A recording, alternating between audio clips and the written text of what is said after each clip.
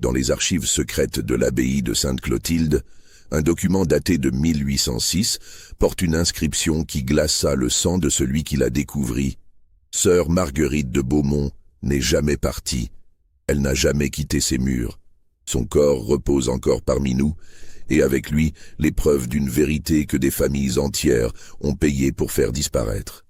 Avant de poursuivre cette histoire troublante qui hanta la Normandie pendant plus d'un siècle et dont les répercussions se font encore sentir aujourd'hui, prenez un moment pour vous abonner à cette chaîne et dites-nous en commentaire de quelle ville vous nous écoutez.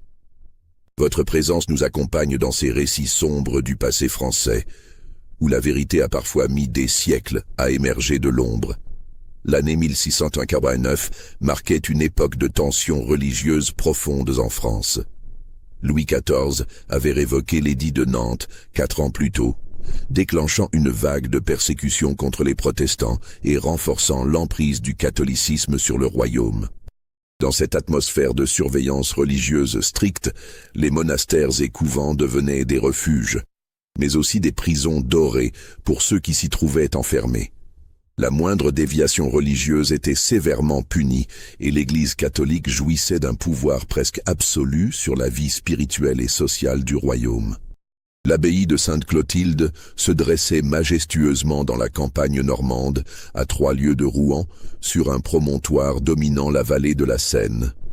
Ces hauts murs de pierre grise, construits au XIIe siècle par les moines cisterciens, avaient été agrandis et fortifiés au fil des siècles. L'ensemble formait un complexe imposant. Une église abbatiale aux voûtes gothiques, un cloître aux arcades élégantes, des bâtiments conventuels sur 3 niveaux, des jardins clos, des communs et même une ferme autonome qui permettait à la communauté de vivre en autarcie complète. L'établissement abritait une communauté de 52 religieuses cloîtrées, issues pour la plupart de la noblesse normande et parisienne. L'abbaye jouissait d'une réputation irréprochable dans toute la région. Les familles nobles y envoyaient leurs filles cadettes pour une vie de prière et de dévotion, tout en s'assurant que les héritages familiaux restent concentrés sur les fils aînés. Certaines de ces femmes apportaient avec elles des dots considérables qui contribuaient à la richesse croissante de l'institution. Les revenus de l'abbaye provenaient non seulement de ces dots, mais aussi de vastes propriétés agricoles, de rentes foncières et d'un atelier de broderie religieuse réputé dans tout le royaume. Les ornements liturgiques confectionnés par les sœurs de Sainte-Clotilde ornaient les autels de nombreuses églises, y compris certaines chapelles de Versailles. Cette prospérité économique ajoutait encore au prestige de l'établissement. Mère supérieure Agnès de Fontainebleau dirigeait cette communauté d'une main de fer depuis 15 années particulièrement prospère. Femme de 60 ans aux traits sévères mais distingués, elle descendait d'une ancienne famille de la noblesse de robe. Entrée très jeune au couvent après la mort de ses parents dans un accident de carrosse, elle avait gravi tous les échelons de la hiérarchie monastique grâce à son intelligence remarquable et ses talents d'administratrice. Sous sa direction, l'abbaye avait connu un développement économique sans précédent. Elle entretenait une correspondance suivie avec de hautes personnalités de la cour, des banquiers parisiens et même certains ministres du roi. Sa réputation de gestionnaire habile et de femme de conseil dépassait largement les limites de la Normandie. Jamais un scandale n'avait entaché la réputation de son abbaye sous son administration. Mère Agnès avait instauré une discipline exemplaire. Les religieuses suivaient la règle de Saint-Benoît avec une rigueur absolue. Lever à 3 heures du matin pour matines, 7 offices quotidiens, travail manuel de 6 heures par jour, silence presque permanent, sauf pendant les récréations strictement réglementées. Les parloirs avec les familles étaient limités à 1 fois par mois, sous surveillance constante. Aucune lettre ne sortait de l'abbaye sans avoir été lue et approuvée par la mère supérieure. Cette organisation rigide créait néanmoins une atmosphère particulière. Les religieuses évoluaient dans un monde clos, où chaque geste, chaque parole, chaque pensée même, semblait contrôlée. Certaines s'épanouissaient dans cette structure protective, mais d'autres ressentaient parfois une oppression subtile qu'elles n'osaient exprimer. Le moindre murmure de contestation était immédiatement réprimé par des pénitences sévères ou des isolements prolongés. Parmi ces femmes vouées à Dieu, sœur Marguerite de Beaumont se distinguait par sa beauté troublante et son intelligence remarquable qui ne passait inaperçue de personne. Âgée de 25 ans, elle était entrée au couvent 5 années plus tôt, envoyée par sa famille après un mariage manqué avec le duc de Bretteville, un homme influent de la cour normande. Les circonstances exactes de cette rupture demeuraient mystérieuses, mais les langues allaient bon train dans les salons de Rouen. Selon certaines rumeurs, Marguerite aurait refusé le mariage au dernier moment, prétextant un appel divin vers la vie religieuse.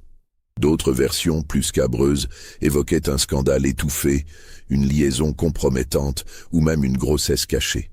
Sa famille, les Beaumont de Crécy, avait choisi le silence et l'exil doré plutôt que l'exposition publique. Marguerite possédait une écriture élégante et maîtrisait le latin mieux que le chapelain lui-même, l'abbé Germain de Montsoreau, un homme cultivé pourtant formé à la Sorbonne. Elle parlait également l'italien et l'espagnol, langues qu'elle avait apprises dans sa jeunesse grâce à des précepteurs privés. Ses compétences linguistiques exceptionnelles lui avaient valu d'être chargée de toute la correspondance de l'abbaye avec l'étranger, notamment les couvents d'Italie et d'Espagne, avec lesquels sainte Clotilde entretenait des relations spirituelles et commerciales. Elle tenait également les registres avec une précision méticuleuse qui impressionnait même les inspecteurs envoyés périodiquement par l'évêché. Ses comptes étaient d'une clarté parfaite, ses inventaires d'une exactitude remarquable. Mère Agnès lui confiait de plus en plus de responsabilités administratives, au point que certaines sœurs la considéraient déjà comme une future supérieure potentielle. Physiquement, Marguerite était d'une beauté qui ne laissait personne indifférent, même sous l'habit religieux censé gommer toute séduction. Son visage ovale aux traits fins, ses yeux verts perçants qui semblaient sonder les âmes, et ses cheveux châtains aux reflets dorés, toujours soigneusement dissimulés sous son voile, mais dont quelques mèches s'échappaient parfois, créaient une aura particulière. Sa voix grave et mélodieuse résonnait magnifiquement dans la nef lors des offices. Quand elle chantait seule les versets les plus difficiles du répertoire grégorien, un silence religieux s'abattait sur l'assemblée. Même les prêtres qui venaient confesser les sœurs ou célébrer les messes solennelles semblaient troublés par sa présence. L'abbé de Montsoreau lui-même, homme pourtant réputé pour sa austérité, paraissait perdre parfois le fil de ses sermons quand son regard croisait celui de Marguerite. Cette beauté et cette intelligence exceptionnelle créaient autour d'elle une sorte de fascination qui dépassait les murs du couvent. Les rares visiteurs autorisés à pénétrer dans l'abbaye, nobles bienfaiteurs, hauts dignitaires ecclésiastiques, inspecteurs royaux, repartaient invariablement en évoquant cette religieuse remarquable qu'ils avaient brièvement aperçue. Le 23 novembre 1689, par une matinée glaciale où le brouillard épais enveloppait l'abbaye comme un linceul, transformant les bâtiments en silhouettes fantomatiques, sœur Marguerite de Beaumont disparut sans laisser la moindre trace de son passage. La journée du 22 novembre s'était déroulée de manière parfaitement normale, selon tous les témoignages recueillis. Marguerite avait participé à tous les offices avec sa ponctualité habituelle, avait travaillé l'après-midi à la correspondance dans le scriptorium et avait pris son repas du soir au réfectoire en compagnie de ses sœurs. Plusieurs religieuses se souvenaient même qu'elle semblait particulièrement sereine ce jour-là, arborant cette expression de paix intérieure que l'on remarque parfois chez ceux qui viennent de prendre une décision importante. Sœur Bénédicte de Clermont, sa compagne de cellule depuis 3 ans, fut la première à donner l'alerte. Cette femme de 40 ans, d'une piété exemplaire et d'un caractère méticuleux, avait développé avec Marguerite une amitié sincère, malgré la différence d'âge et d'origine sociale. Bénédicte venait de la petite noblesse provinciale et vouait à sa compagne plus instruite une admiration respectueuse. Selon son témoignage détaillé, elle s'était réveillée aux premières lueurs de l'aube, vers 5h30, pour découvrir le lit de Marguerite vide et froid. Les draps étaient soigneusement tirés, la couverture pliée avec un soin maniaque, comme si personne n'y avait jamais dormi. Plus troublant encore, tous les effets personnels de la religieuse avaient disparu. L'inventaire de ses objets manquants était précis. Son bréviaire personnel en cuir rouge, offert par sa famille lors de sa prise d'habit, orné de fermoirs d'argent gravés aux armes des Beaumont. Le petit crucifix d'argent et d'ivoire qu'elle portait toujours sur sa poitrine, héritage de sa grand-mère. Ses 3 chemises de lin, ses bas de laine, son second habit pour les jours de fête. Son écritoire personnel contenant plumes, encre et cire à cacheter. Un petit coffret de bois précieux renfermant quelques bijoux familiaux qu'elle était autorisée à conserver. Et même ses souliers de cuir, confectionnés spécialement pour elle par un artisan de Rouen. Cette disparition totale des biens personnels rendait l'événement encore plus mystérieux. Jamais une religieuse ne sortait de sa cellule avec ses affaires, même pour un simple déplacement dans l'abbaye. Les règles étaient strictes. Seuls les objets nécessaires aux activités quotidiennes étaient transportés, et toujours avec l'autorisation explicite de la mère supérieure. Mère supérieure Agnès, alertée immédiatement par sœur Bénédicte aux alentours de 6 heures, organisa des recherches méthodiques dans tout l'établissement. Son visage habituellement impassible trahissait une inquiétude inhabituelle. Elle forma plusieurs équipes de religieuses qui fouillèrent chaque recoin de l'immense complexe. Les 72 cellules réparties sur 3 étages, la chapelle principale et ses 6 chapelles latérales, le scriptorium et sa bibliothèque de 3000 volumes, les greniers de stockage, les caves voûtées qui s'étendaient sous tout le bâtiment, les jardins potagers et d'agrément, l'infirmerie, les ateliers de broderie et de reliure, les communs avec leurs réserves, et même les cryptes où reposaient les dépouilles des anciennes abbesses et bienfaitrices. Les recherches durèrent 3 jours complets. Chaque pierre semblait avoir été retournée, chaque recoin inspecté. Les sœurs explorèrent même les combles poussiéreux, descendirent dans les anciens souterrains médiévaux partiellement effondrés, vérifièrent les puits, sondèrent les murs à la recherche de passages secrets. Rien. Pas la moindre trace de sœur Marguerite, pas le plus petit indice de sa présence ou de son passage. Ce qui rendait la disparition encore plus mystérieuse, c'était l'impossibilité pratique absolue de quitter l'abbaye sans être vue. L'enceinte formait un rectangle parfait de 150 mètres sur 200, entièrement clos par des murs s'élevant à plus de 4 mètres de hauteur, surmontés de tessons de verre scellés dans le mortier selon une technique mise au point par les maçons militaires. Cette protection, installée 50 ans plus tôt après des troubles locaux, rendait l'escalade pratiquement impossible. Une seule porte donnait sur l'extérieur, un portail de chêne massif renforcé de ferrures, fermé par 3 serrures différentes et gardé jour et nuit par frère Anselme de Granville, un homme de 50 ans d'une loyauté à toute épreuve. Cet ancien soldat, blessé pendant les guerres de Hollande et reconverti dans la vie religieuse, prenait ses fonctions de portier avec un sérieux militaire. Il logeait dans une cellule attenante au portail et ne dormait que d'un œil, gardant toujours une oreille attentive aux bruits nocturnes. Frère Anselme jurait ses grands dieux n'avoir vu personne sortir depuis plusieurs jours. Ses registres, tenus avec une précision maniaque, ne mentionnaient aucune sortie depuis la visite de l'inspecteur de l'évêché le 18 novembre.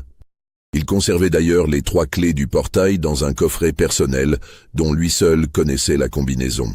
Les fenêtres des cellules étaient munies de barreaux en fer forgé installés lors de la construction originelle.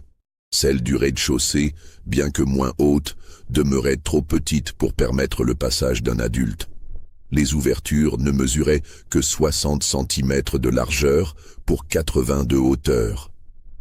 Les fenêtres des étages supérieurs, plus larges, donnaient sur une cour intérieure ou sur l'extérieur à une hauteur qui rendait toute évasion suicidaire.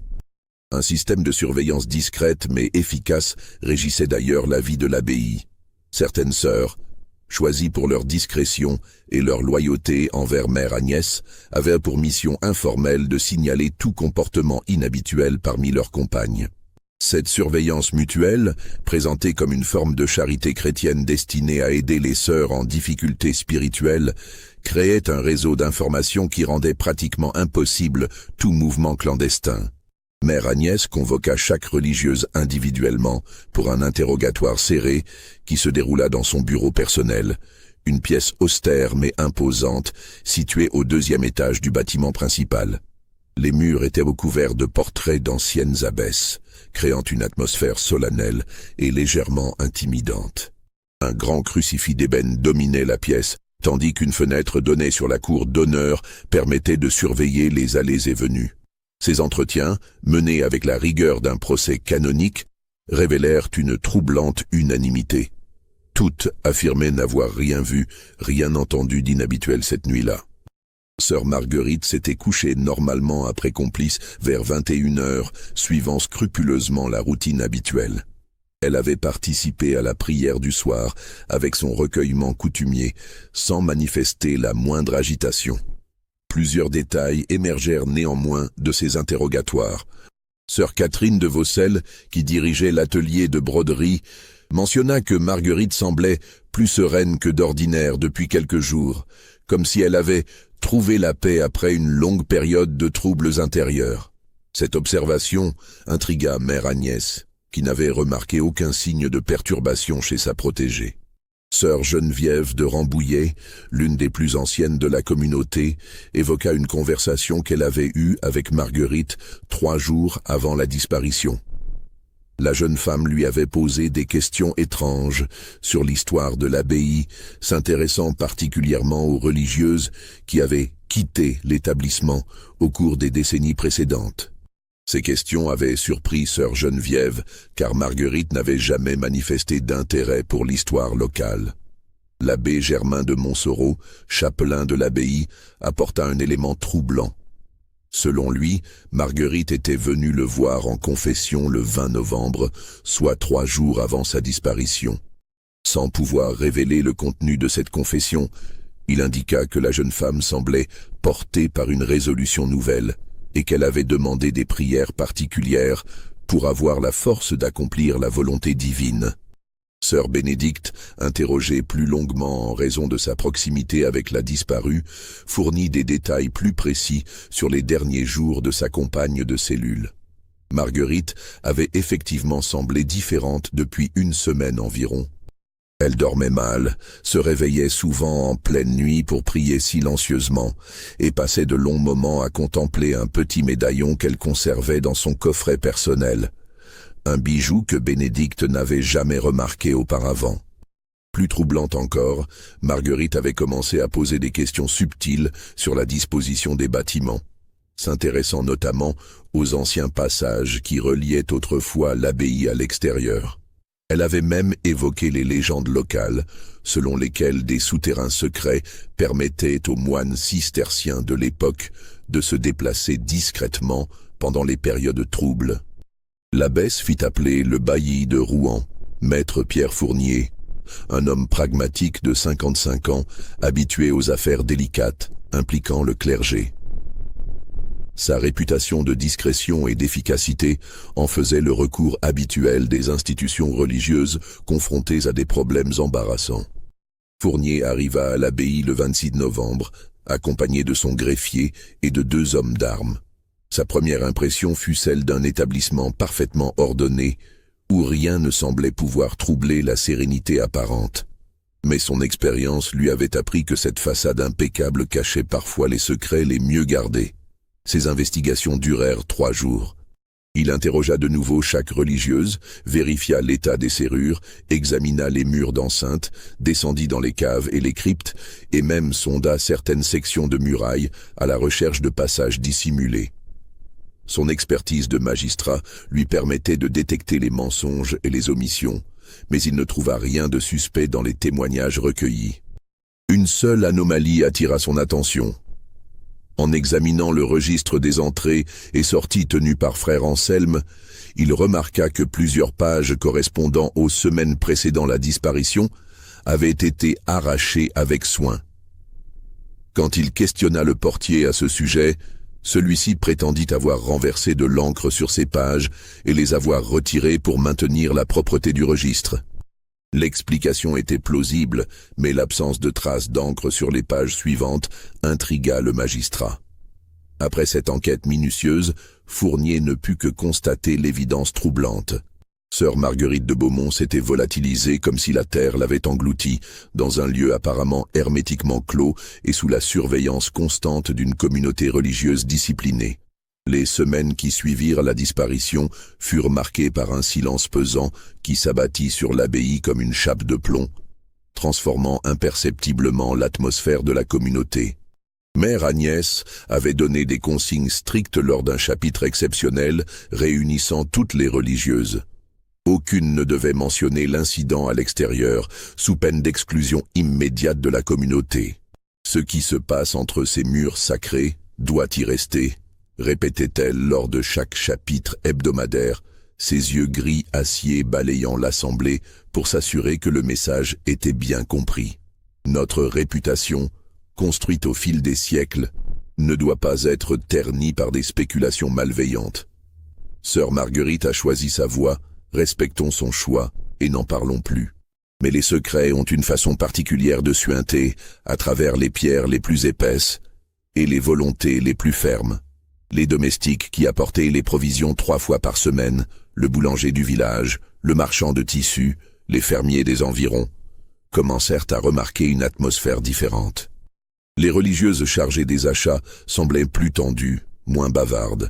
Les commandes avaient même diminué, comme si la communauté s'était resserrée sur elle-même. Ces hommes simples, habitués depuis des années aux plaisanteries discrètes et aux nouvelles échangées avec les sœurs, ne pouvaient manquer de remarquer ces changements.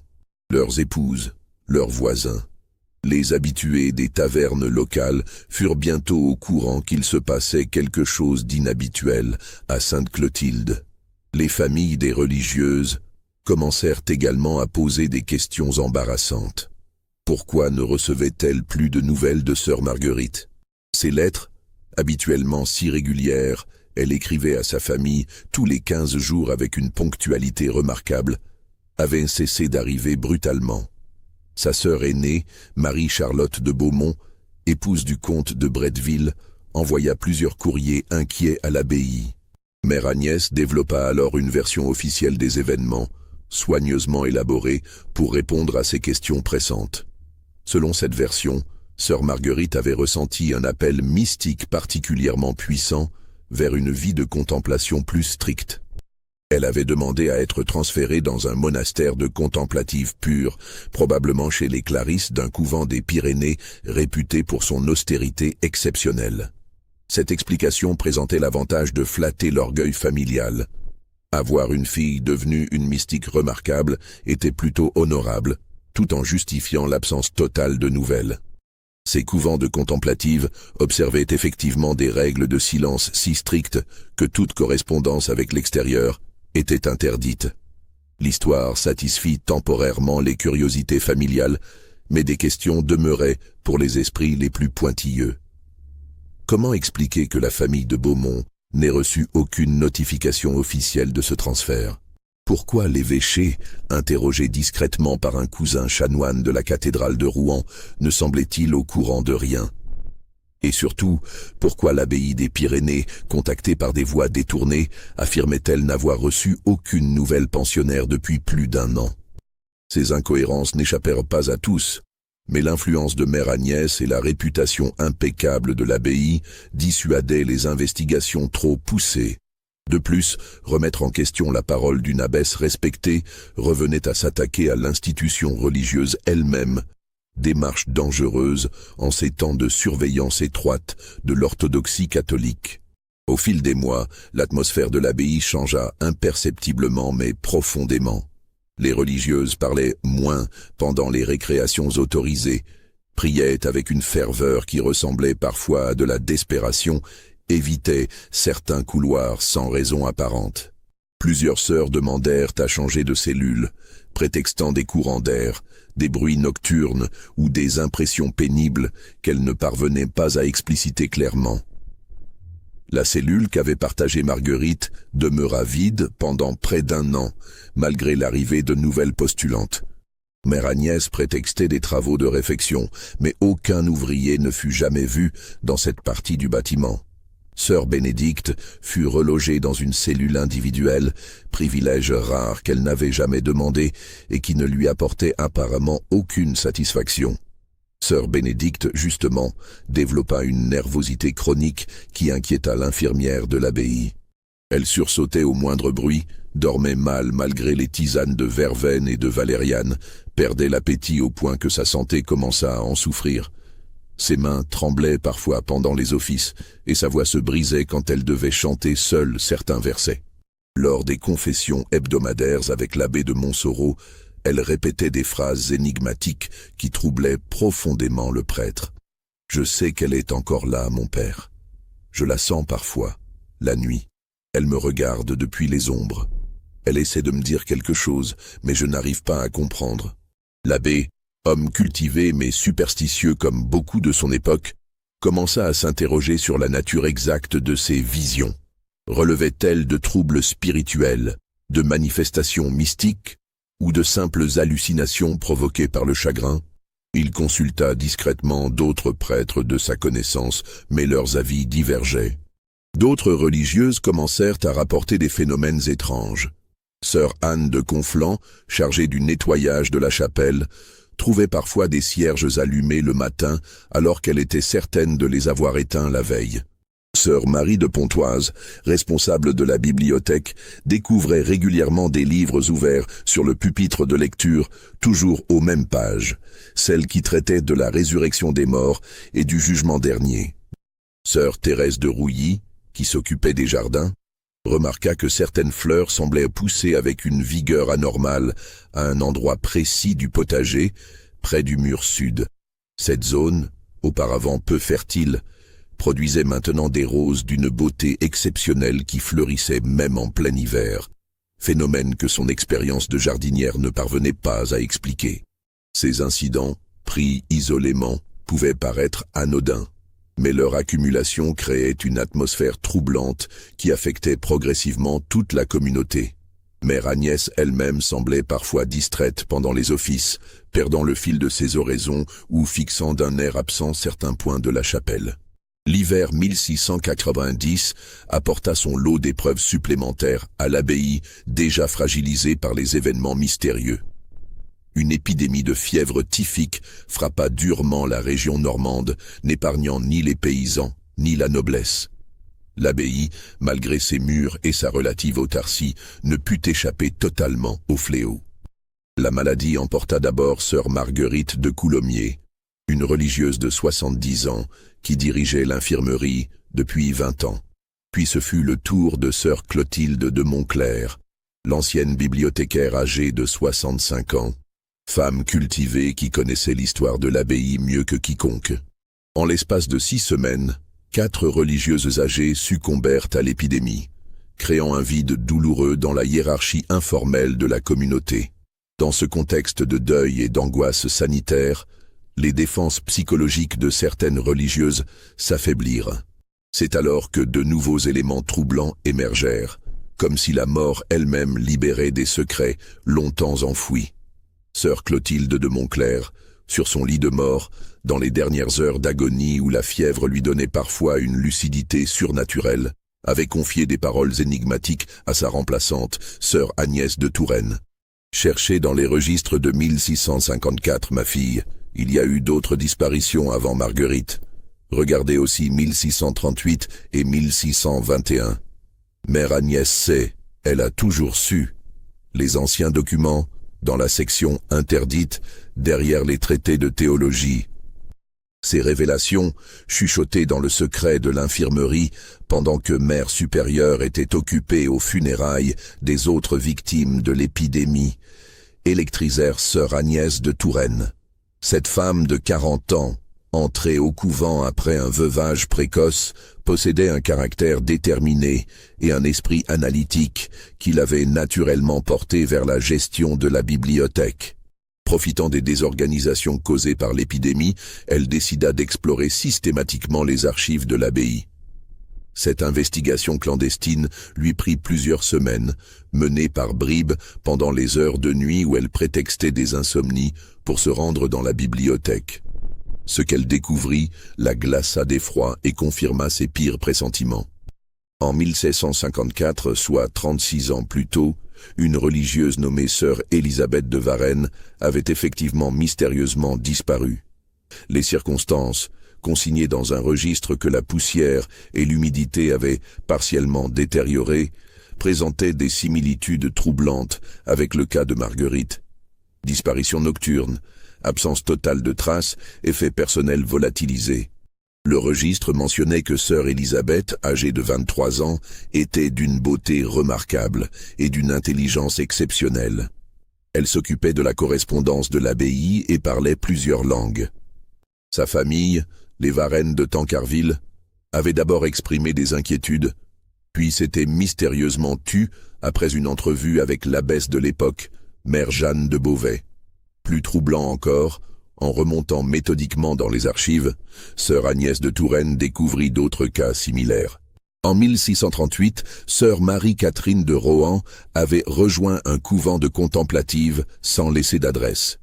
En 1621, sœur Isabelle de Montmorency avait répondu à un appel mystique vers une destination inconnue. En 1605, sœur Françoise de Laval.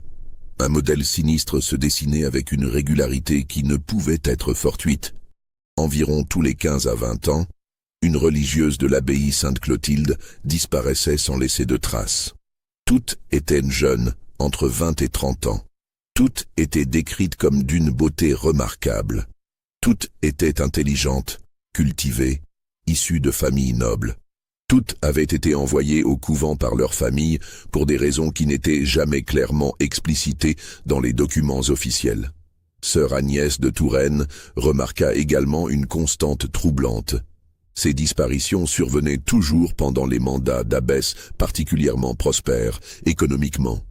L'abbaye semblait connaître des périodes d'enrichissement rapide qui coïncidaient avec ces événements mystérieux. Armée de ces découvertes accablantes, elle décida de partager ses trouvailles avec deux autres religieuses en qui elle avait confiance. Sœur Geneviève de Rambouillet, l'une des plus anciennes de la communauté, et sœur Marie-Jeanne de Pontchartrain, une femme de 35 ans au caractère résolu qui dirigeait l'atelier de broderie. La révélation de ces documents provoqua un choc profond chez les trois femmes. Elles réalisèrent qu'elles étaient potentiellement en présence d'un crime organisé qui se perpétuait depuis des décennies, protégées par le secret monastique et la respectabilité de l'institution. Sœur Geneviève, forte de ses 55 ans et de sa connaissance intime de la communauté, décida d'affronter directement mère Agnès. Cette confrontation, qu'elle prépara soigneusement, aurait lieu dans le bureau de l'abbesse par un après-midi de février 1691, alors que le vent glacial faisait gémir les volets et que la neige tombait sur les jardins silencieux. L'entrevue eut lieu dans le bureau austère de mère Agnès, dominé par un grand crucifix d'ébène et les portraits sombres des anciennes supérieures qui semblaient observer la scène de leurs yeux peints. L'abbesse, vêtue de sa robe noire stricte, se tenait droite derrière son bureau de chêne massif, ses mains pâles croisées devant elle.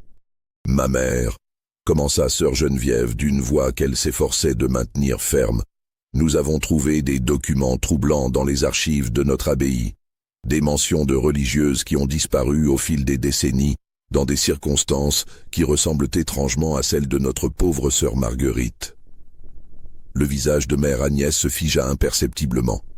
Ses yeux gris acier, habituellement si expressifs malgré leur froideur, devinrent soudain opaques comme de la pierre. Un silence pesant s'installa dans la pièce, troublé seulement par le tic-tac régulier de l'horloge et le sifflement du vent dehors.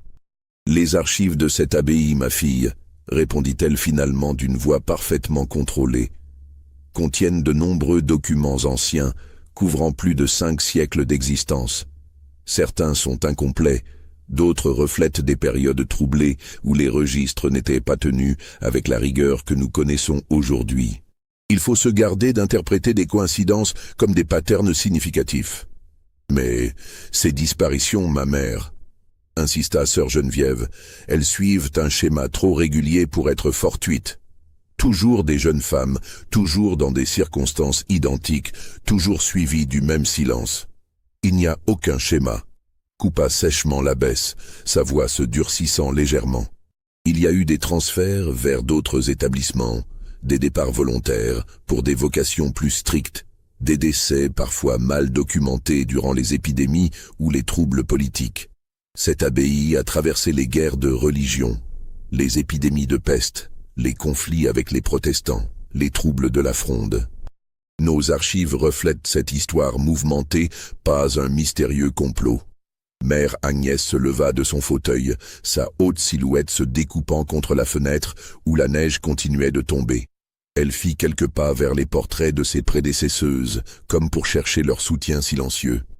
De plus, continua-t-elle en se retournant vers sœur Geneviève, je trouve préoccupant que certaines d'entre vous fouillent nos archives sans autorisation. La bibliothèque contient des documents confidentiels, des correspondances privées, des affaires délicates qui ne regardent que la hiérarchie de l'abbaye. Cette curiosité, malsaine, me déçoit profondément. Sœur Geneviève sentit la menace sous-jacente dans ses paroles, mais sa détermination ne faiblit pas. Ma mère, nous ne cherchons pas à nuire à notre chère abbaye. Nous voulons simplement comprendre ce qui est arrivé à sœur Marguerite.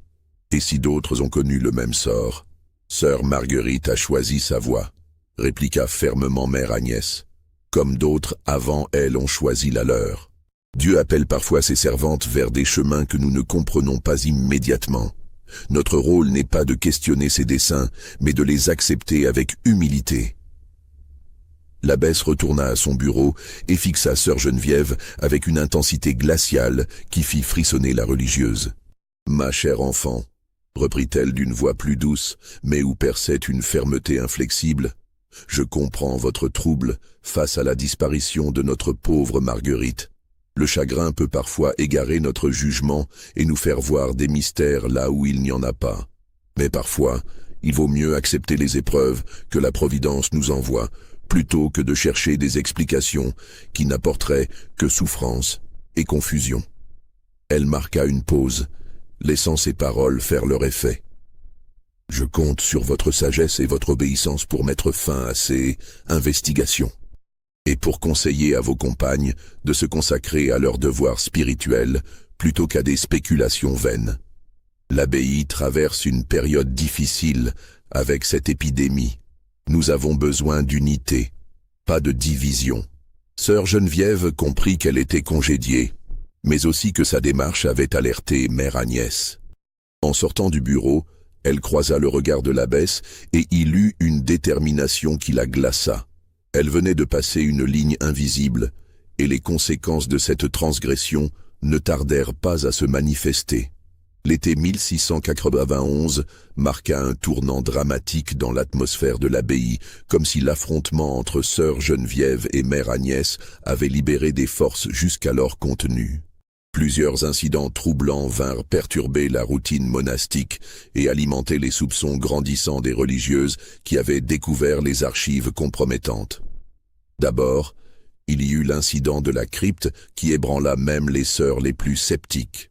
Sœur Marguerite de Sens, une novice de 22 ans arrivée récemment d'un couvent de Bretagne, descendit dans les souterrains un matin de juillet pour chercher de vieux parchemins liturgiques que mère Agnès lui avait demandé de retrouver pour une cérémonie spéciale.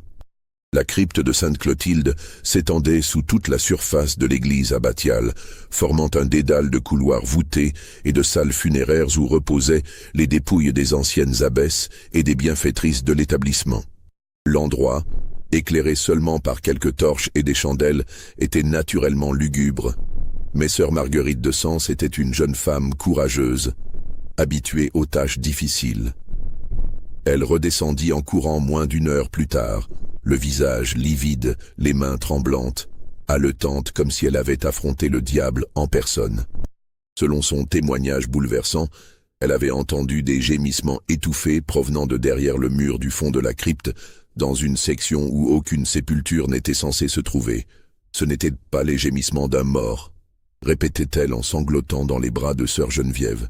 C'était comme quelqu'un qui appelait au secours, mais très faiblement, comme si cette personne était enterrée vivante.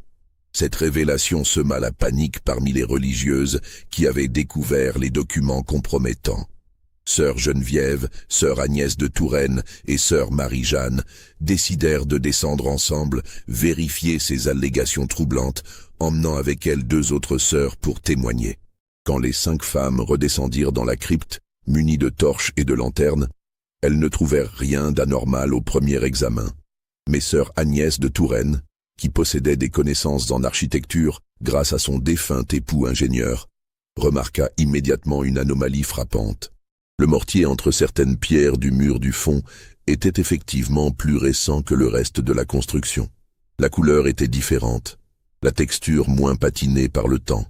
Plus troublant encore, en examinant attentivement les joints, on distinguait des traces d'outils récents, comme si une section du mur avait été démontée puis reconstruite dans les dernières années. « Cette partie du mur a été refaite », murmura sœur Agnès de Touraine à ses compagnes. « Regardez ces pierres, elles sont légèrement différentes des autres. Et ce mortier, il n'a pas plus de 2 ou 3 ans. » L'examen plus approfondi révéla d'autres détails troublants. Le sol devant cette section de mur était légèrement surélevé par rapport au niveau général de la crypte, comme si on avait ajouté une couche de pierre et de mortier pour niveler l'ensemble.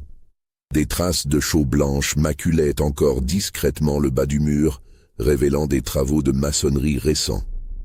Cette découverte conforta les soupçons les plus terribles des 5 religieuses. Si leurs hypothèses étaient correctes, si les disparitions cachaient effectivement des meurtres, cette section de mur récemment refaite pourrait bien dissimuler.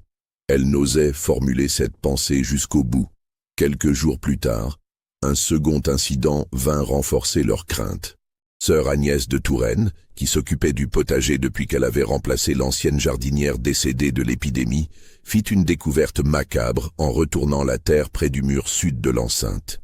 En bêchant pour planter de nouveaux légumes dans une zone jusqu'alors inexploitée, sa bêche heurta un objet dur enterré à faible profondeur. En dégageant délicatement la terre, elle découvrit un fragment de tissu noir de qualité, partiellement décomposé mais encore identifiable. La texture et le tissage correspondaient exactement aux habits religieux portés par les sœurs de l'abbaye. Mais le plus troublant était la découverte d'un petit morceau de dentelle délicate attaché au tissu. Exactement le type de broderie fine que sœur Marguerite de Beaumont réalisait pendant ses heures de travail manuel.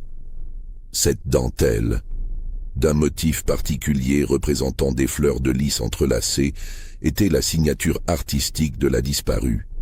Sœur Agnès de Touraine reboucha immédiatement le trou et ne parla de sa découverte qu'à ses complices dans l'investigation clandestine. Cette nouvelle preuve matérielle renforçait leur conviction. Sœur Marguerite n'avait jamais quitté l'abbaye. Son corps reposait quelque part dans l'enceinte, probablement dans cette section murée de la crypte. Mais l'événement le plus troublant et le plus inexplicable survint un matin de septembre qui marqua un tournant psychologique dans l'affaire. Sœur Bénédicte, toujours hantée par la disparition de sa compagne de cellule et dont l'état mental continuait de se détériorer malgré les soins de l'infirmière, se réveilla pour découvrir sur sa table de chevet un petit bouquet de fleurs des champs liés par un ruban bleu pâle. Cette découverte la fit hurler de terreur, réveillant toutes les religieuses du couloir. Car ce bouquet était exactement identique à ceux que Marguerite confectionnait parfois en secret pour décorer discrètement leurs cellules, malgré l'interdiction formelle de Mère Agnès concernant toute ornementation personnelle. Le ruban bleu pâle, la sélection des fleurs, marguerite blanche, bouton d'or, brin de lavande, et même la façon de nouer l'ensemble était rigoureusement identique aux compositions que réalisait la disparue. Sœur Bénédicte reconnaissait parfaitement ce style, ses habitudes, cette signature artistique qu'elle avait observée pendant 3 ans de cohabitation. Mais comment expliquer la présence de ce bouquet? Personne n'avait pu pénétrer dans la cellule pendant la nuit. La porte était verrouillée de l'intérieur, selon la règle stricte de l'abbaye, et sœur Bénédicte était formelle. Elle avait tourné la clé elle-même avant de se coucher. Les fenêtres étaient fermées et barrées, le passage par là était impossible. Les fleurs étaient fraîches, cueillies récemment, encore perlées de rosée matinale. Leur disposition sur la table de chevet était soigneuse, délicate, comme un cadeau affectueux déposé par une main familière. Cette manifestation inexplicable provoqua chez sœur Bénédicte une crise de nerfs si violente qu'il fallut faire appel au médecin de Rouen, maître Bonneau, habitué aux troubles nerveux des religieuses cloîtrées. L'homme, pragmatique et peu enclin aux superstitions, diagnostiqua une mélancolie aiguë provoquée par le chagrin et prescrivit des saignées ainsi qu'une diète à base de tisanes calmantes. Mais même ce médecin rationnel fut troublé par la précision des détails que lui fournit sœur Bénédicte concernant les habitudes de sa compagne disparue. La description du bouquet, sa composition exacte, la façon de nouer le ruban, tout correspondait à un rituel intime que seule une personne très proche pouvait connaître. Ces incidents répétés et inexpliqués commencèrent à diviser profondément la communauté. D'un côté, un groupe mené discrètement par sœur Geneviève et ses complices était convaincu qu'un terrible secret se cachait dans les murs de l'abbaye, secret lié aux disparitions mystérieuses et probablement à des crimes camouflés. Ces religieuses développèrent une méfiance croissante envers Mère Agnès et commencèrent à observer ses moindres gestes, ses déplacements, ses conversations. De l'autre côté, un groupe plus important de sœurs, fidèles à l'autorité établie et terrorisées par les implications de tout soupçon, refusaient catégoriquement d'envisager toute explication autre que des coïncidences troublantes ou des manifestations du chagrin et de l'imagination. Ces religieuses se raccrochaient aux explications officielles et soutenaient fermement Mère Agnès. Entre ces deux factions, un groupe de sœurs indécises oscillait entre peur et curiosité, n'osant prendre parti mais observant attentivement l'évolution de la situation. L'atmosphère de l'abbaye devint progressivement irrespirable, chargée de soupçons mutuels, de silences lourds de sens, de regards furtifs et de conversations chuchotées. Mère Agnès elle-même semblait sentir la pression croissante. Ses sermons devinrent plus véhéments contre les dangers de la curiosité malsaine et les tentations de l'orgueil intellectuel. Elle multiplia les punitions pour des fautes mineures, instaurait un système de surveillance renforcé où certaines sœurs étaient chargées de rapporter les comportements suspects de leurs compagnes. La tension atteignit son paroxysme quand sœur Geneviève découvrit, cachée dans la reliure défaite d'un ancien missel du XIVe siècle, une lettre qui allait tout changer. Ce document, rédigé de la main de sœur Marguerite elle-même et daté du 22 novembre 1689, soit la veille de sa disparition, révélait des éléments qui confirmaient les pires soupçons. L'écriture, habituellement si élégante et maîtrisée, était cette fois précipitée, nerveuse, tremblée par l'urgence et la peur. Très différente de la calligraphie posée que Marguerite utilisait pour la correspondance officielle, cette lettre trahissait un état d'extrême agitation. Si vous trouvez cette lettre, c'est que mes craintes les plus terribles étaient fondées et que je n'ai pas survécu à cette nuit. Je sais maintenant pourquoi les autres ont disparu avant moi. Je sais ce qui se cache réellement sous l'autel de la chapelle sud et qui visite cette crypte la nuit. Je sais pourquoi certaines familles versent des sommes considérables à notre abbaye en échange de quoi leurs filles disparaissent vers de prétendus couvents plus stricts. Mère Agnès m'a proposé hier un service particulier pour l'abbaye. Elle m'a expliqué que certaines religieuses étaient appelées à servir Dieu d'une manière différente, que ma beauté et mon intelligence pouvaient être mises au service d'une cause plus haute. Elle a évoqué des protecteurs influents, des sommes importantes, une vie confortable loin d'ici. J'ai refusé catégoriquement. Elle m'a regardé avec des yeux que je n'oublierai jamais. Pas de la colère, pas de la déception, de la résolution froide, comme si elle calculait déjà les conséquences de mon refus. Si je disparais cette nuit, cherchez derrière le tableau de Sainte Clotilde dans la chapelle sud. Cherchez dans la crypte, derrière le mur du fond. Et surtout, méfiez-vous d'elle. Elle n'est pas celle qu'elle prétend être. La vérité sur cette abbaye est plus terrible que La lettre s'arrêtait là brutalement, comme si Marguerite avait été interrompue en plein milieu de sa phrase. Peut-être par un bruit suspect, peut-être par l'arrivée de quelqu'un. L'encre de la dernière phrase était même légèrement bavée, comme si la plume était tombée précipitamment. Cette découverte bouleversa sœur Geneviève et ses complices. Elle tenait enfin une preuve directe, écrite de la main même de la victime, qui confirmait leurs soupçons les plus terribles. Marguerite avait découvert l'existence d'un réseau criminel au sein de l'abbaye, avait refusé d'y participer et avait payé ce refus de sa vie. Si cette découverte vous donne des frissons et vous interroge sur les secrets que cachent nos institutions les plus respectables, n'hésitez pas à liker cette vidéo et dites-nous en commentaire ce que vous pensez qu'il s'est réellement passé cette nuit du 22 novembre 1689. L'automne 1691 apporta avec lui un événement qui allait tout changer et révéler enfin la vérité terrible qui empoisonnait l'abbaye depuis des décennies. L'évêque de Rouen, Monseigneur François de Harlay de Champvallon, annonça une visite d'inspection à l'abbaye Sainte-Clotilde. Ces visites pastorales, habituellement programmées des mois à l'avance avec un protocole minutieux, survenaient cette fois de manière totalement impromptue. Des rumeurs persistantes étaient parvenues aux oreilles du prélat concernant des irrégularités et des troubles spirituels à Sainte-Clotilde. Des lettres anonymes avaient été adressées à l'évêché, évoquant des disparitions suspectes, des comportements étranges et même des pratiques contraires à la règle monastique. Bien que Monseigneur de Harlay fût habitué aux dénonciations calomnieuses qui empoisonnaient parfois les communautés religieuses, l'accumulation de ces témoignages l'avait décidé à agir. De plus, des sources indépendantes lui avaient signalé des mouvements financiers inhabituels concernant l'abbaye. Certains banquiers parisiens avaient mentionné des transferts de fonds importants impliquant Sainte-Clotilde, des sommes qui paraissaient disproportionnées par rapport aux revenus officiels de l'établissement. Ces transactions, parfaitement légales en apparence, suivaient néanmoins des circuits financiers complexes qui intriguaient les professionnels du secteur. L'évêque était également préoccupé par des rapports concernant l'état mental de certaines religieuses.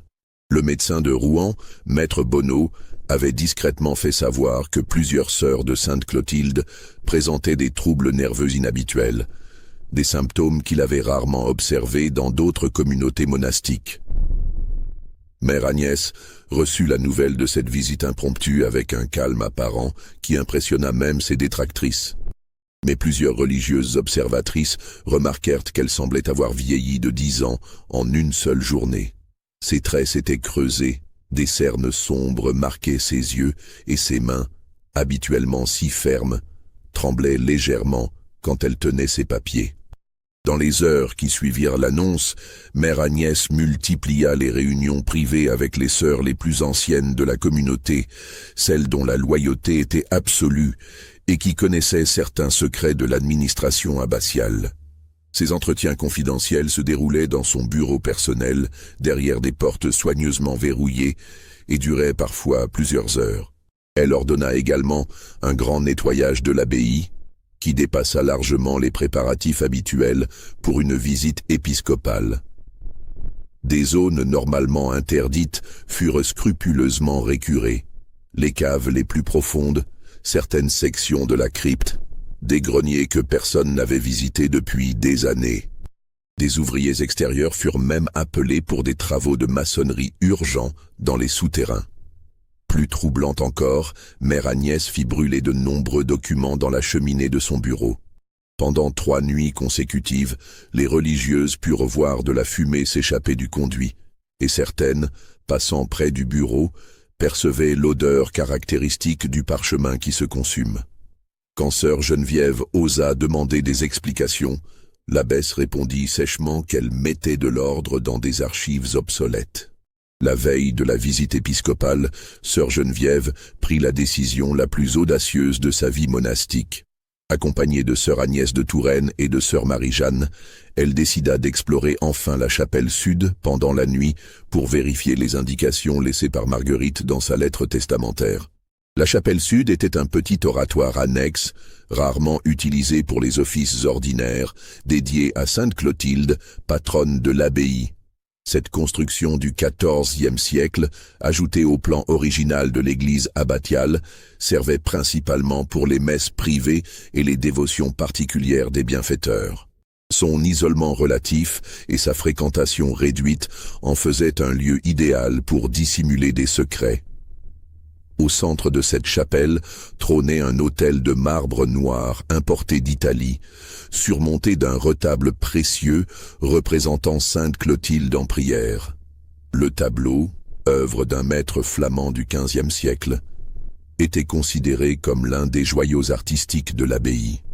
C'est derrière cette toile que Marguerite avait indiqué chercher la vérité, en déplaçant précautionneusement le tableau avec des gestes d'une délicatesse infinie. L'œuvre valait une fortune et tout dommage aurait été immédiatement remarqué. Les trois femmes découvrirent une niche dissimulée dans le mur. Cette cachette, habilement camouflée par la pierre sculptée du retable, contenait une boîte de bois précieux marquetée d'ivoire et fermée par une serrure complexe. À l'intérieur de cette boîte, soigneusement conservée dans des étuis de cuir, se trouvaient plusieurs documents qui allaient révéler l'ampleur terrifiante du scandale. Ce qu'elles découvrirent dépassa leur pire cauchemar et expliqua enfin les disparitions mystérieuses qui hantaient l'abbaye depuis des décennies. Il s'agissait d'abord de contrats détaillés, rédigés en latin juridique et en français, datant de plus d'un siècle. Ces documents, d'une précision notariale impeccable, révélaient l'existence d'un réseau sophistiqué de trafic humain organisé par les abbesses successives de Sainte Clotilde en connivence avec des familles nobles de toute la France. Le mécanisme était d'une perversité raffinée qui exploitait les failles du système monastique et les besoins secrets de l'aristocratie. Certaines religieuses, soigneusement sélectionnées pour leur beauté exceptionnelle, leur jeunesse, leur intelligence et leur origine sociale élevée, étaient secrètement vendues à des aristocrates influents pour servir de maîtresses cultivées ou d'épouses de second rang dans leurs châteaux éloignés. Ces arrangements répondaient à plusieurs besoins de l'époque. D'une part, de nombreux nobles mariés par convenance dynastique cherchaient des compagnes raffinées et discrètes pour leurs plaisirs privés.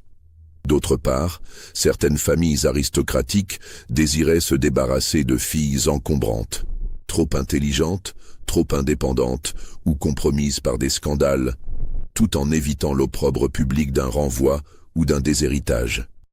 Les sommes échangées étaient considérables. Les contrats mentionnaient des paiements allant de 1000 à 10 000 livres par transaction, fortune colossale pour l'époque qui expliquait la prospérité mystérieuse de l'abbaye. Ces montants étaient payés en plusieurs fois.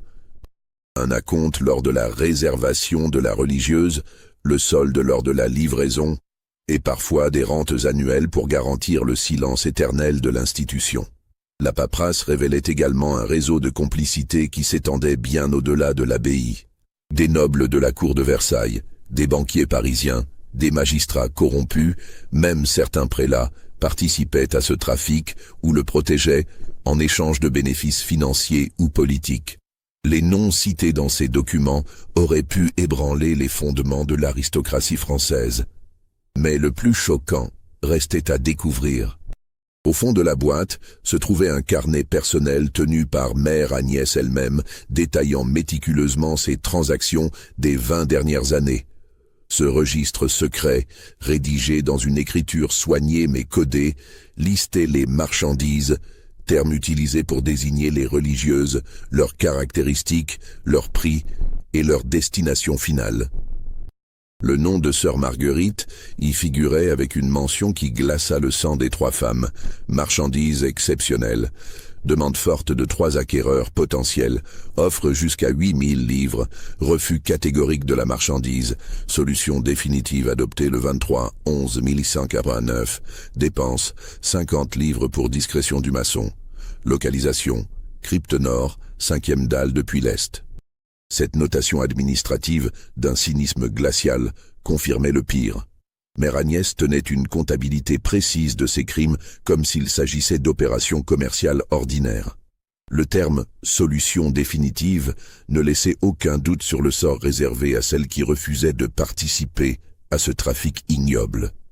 D'autres entrées du carnet révélaient que Marguerite n'était pas la première à avoir refusé. Sœur Élisabeth de Varennes, en 1654, était mentionnée avec les mêmes codes. Refus obstiné, solution définitive, localisation.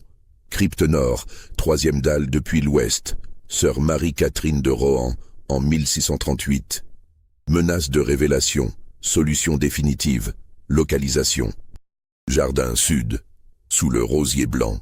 Les trois religieuses réalisèrent avec horreur qu'elles tenaient entre leurs mains la preuve d'une série de meurtres étalés sur des décennies. Les religieuses qui acceptaient leur sort disparaissaient effectivement vers des vies dorées mais secrètes dans des châteaux lointains. Celles qui résistaient, comme Marguerite de Beaumont, étaient éliminées et enterrées clandestinement dans l'enceinte même de l'abbaye. Le carnet contenait également des détails sur les méthodes utilisées. Les victimes étaient empoisonnées avec de l'arsenic dilué dans du vin de messe, produit qui ne laissait pas de traces évidentes et simulait une mort naturelle par maladie soudaine.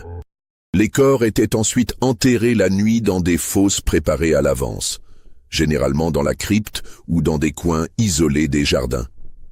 Un réseau de complices assurait le silence. Un maçon corrompu pour murer les fosses, un médecin complice pour certifier les décès naturels, des domestiques payés pour leur discrétion. Même le portier, frère Anselme, était mentionné comme recevant des gratifications pour son aveuglement volontaire lors de certaines visites nocturnes. Le document le plus accablant était une lettre de recommandation signée de la main de Mère Agnès et adressée à un certain marquis de Bois-Dauphin. Cette lettre, datée de 1687, vantait les qualités de sœur Marie de Pontcaillou. Jeune femme de 24 ans, d'une beauté remarquable et d'une éducation parfaite, formée aux langues, à la musique, aux bonnes manières, discrète et obéissante, famille noble but en disgrâce, aucun risque de recherche, prix convenu, 6 000 livres, plus 200 livres de rente annuelle. Cette correspondance confirmait que le trafic était parfaitement organisé et assumé. Les religieuses n'étaient pas considérées comme des personnes, mais comme des marchandises de luxe destinées au plaisir des puissants. Leur formation intellectuelle et religieuse, leur raffinement, leur beauté, tout était exploité dans ce commerce ignoble. L'arrivée de Monseigneur de Harlay le lendemain matin coïncida avec des révélations qui ébranlèrent les fondements de l'abbaye Sainte-Clotilde. Sœur Geneviève, armée des documents découverts, sollicita immédiatement une audience privée avec l'évêque.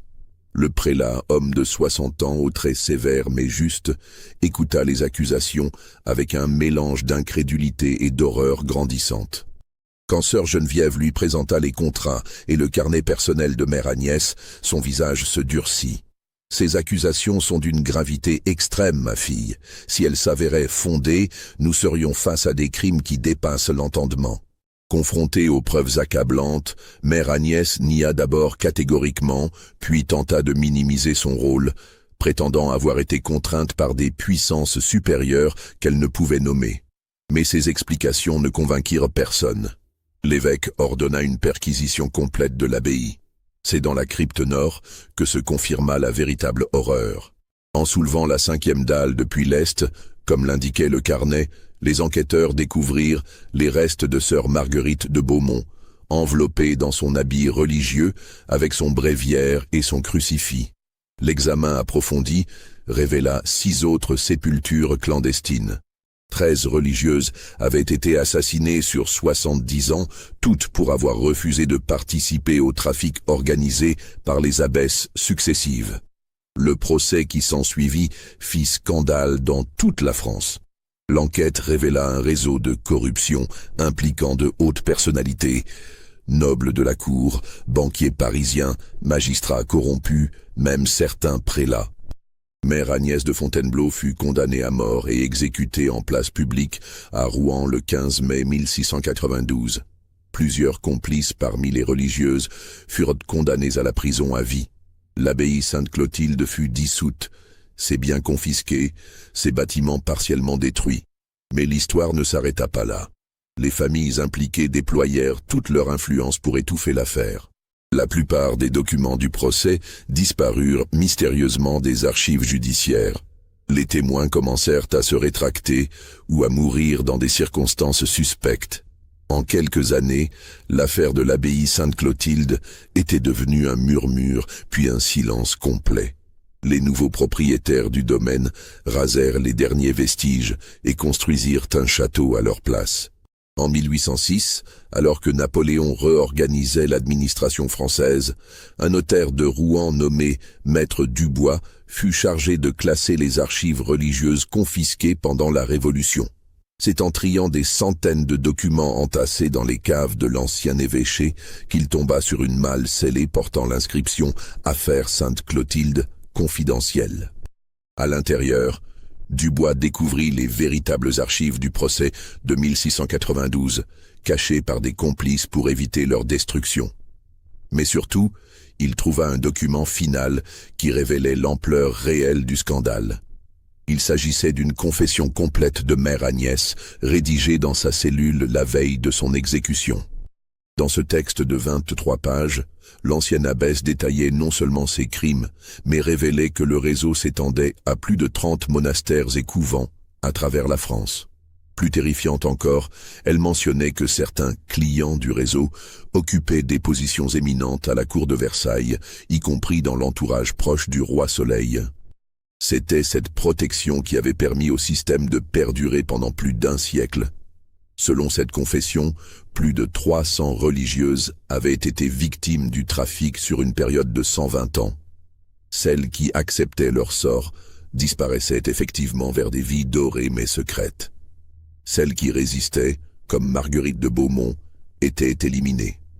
La confession révélait également que le poison utilisé provenait d'un apothicaire de Paris, complice du réseau, et que les corps étaient parfois déplacés plusieurs fois avant leur inhumation définitive pour brouiller les pistes. Maître Dubois, homme intègre mais prudent, comprit qu'il tenait entre ses mains un secret capable de compromettre de nombreuses familles encore influentes sous l'Empire. Après de longues réflexions, il décida de cacher à nouveau les documents, ne gardant qu'une copie de la confession qu'il dissimula dans ses archives personnelles. C'est cette copie qui fut retrouvée en 1987 lors de la rénovation de l'ancien cabinet notarial, accompagnée d'une note de Dubois, pour que la vérité survive aux puissants qui voudraient l'enterrer à jamais. Aujourd'hui encore, l'emplacement de l'ancienne abbaye Sainte-Clotilde reste marqué par une étrange malédiction. Aucune construction moderne n'a jamais réussi à s'implanter durablement sur ce terrain maudit. 4 châteaux successifs y ont été bâtis depuis 1692. Tous ont été abandonnés ou détruits par leurs propriétaires, qui évoquaient des présences inexpliquées, des cauchemars récurrents et des phénomènes troublants qui rendaient la vie impossible. Les archives départementales conservent les témoignages de ces propriétaires successifs. Bruits nocturnes inexplicables, odeurs de mort qui imprégnaient certaines pièces, sensation constante d'être observé, cauchemars, où apparaissaient des femmes en habits religieux réclamant justice. Les habitants du village voisin évitent toujours de traverser l'ancien domaine après la tombée de la nuit. Ils racontent que par les nuits sans lune, on peut encore entendre le son lointain des cloches de l'abbaye disparue, appelant à matines des religieuses qui ne viendront jamais. Certains prétendent même voir parfois, dans la brume matinale, la silhouette d'une jeune femme en habit noir qui erre entre les ruines, tenant à la main un petit bouquet de fleurs des champs liés par un ruban bleu pâle. Les historiens qui ont étudié l'affaire estiment qu'elle ne représente probablement que la partie émergée d'un système beaucoup plus vaste. Si Sainte-Clotilde a été découverte et démantelée, combien d'autres établissements religieux ont-ils pratiqué ce commerce ignoble sans jamais être inquiétés? Les registres de l'époque mentionnent des disparitions suspectes dans des couvents de Bretagne, de Bourgogne, du Languedoc. Des transferts mystérieux.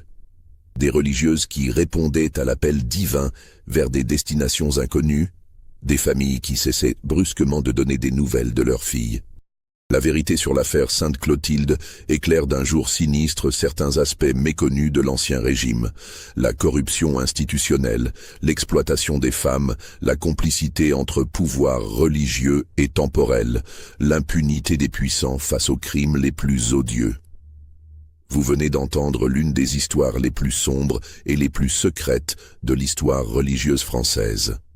Une affaire qui révèle comment la respectabilité peut masquer l'horreur absolue.